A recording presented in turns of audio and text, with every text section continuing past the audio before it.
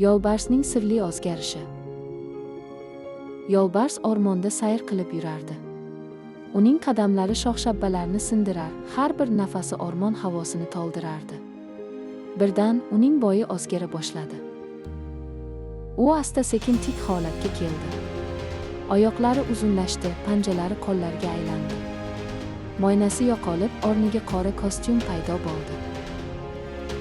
Yo'lbars sekin burildi. Bo'ynida galstuk, ko'zlarida hayrat. U o'zgarishga ishonmasdi, lekin bu haqiqat edi. Endi u kim? Yo'lbarsmi yoki biznesmi? Bu savolga javob topish qiyin. Balki u ikkalasidir. Uning yangi hayoti boshlandi. Kostyumdagi yo'lbars o'rmonda emas, balki shaharda yurardi. Uning qadamlari endi shox-shabbalarni emas, balki asfaltni bosardi.